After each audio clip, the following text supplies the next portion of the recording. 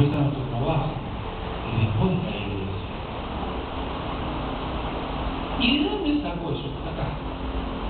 Hechos capítulo 6, en otro momento se quedó hablar.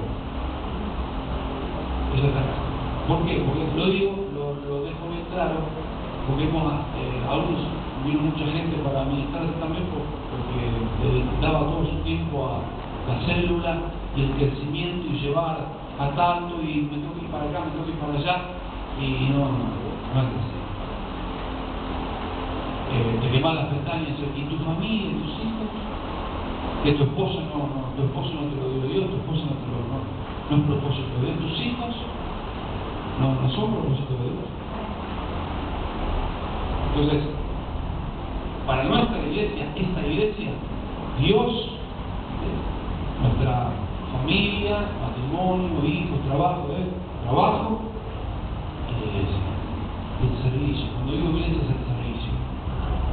Si yo no estuviera bien con mi esposa, no estuviera bien con mis hijos, date por seguro que estaría hablando de cualquiera de nosotros. Julio estaría ministrando algo, como fue la otra vez.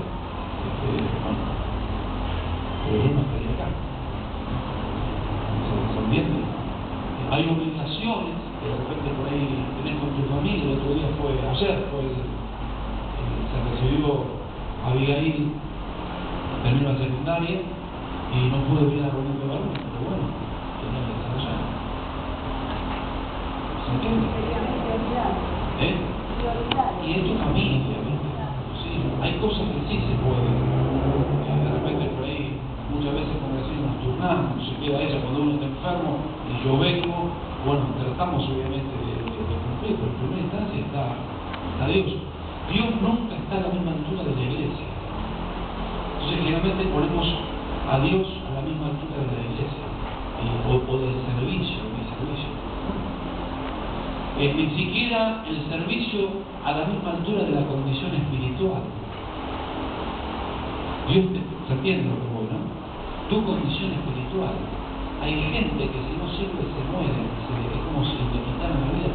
Es un error garrafal. Me estoy yendo por cualquier lado, vamos fuera de esto, pero nosotros no creemos en eso.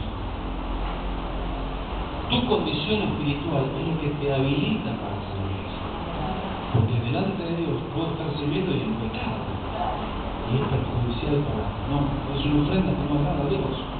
Entonces, nunca está a la misma altura. ¿Se entendió eso?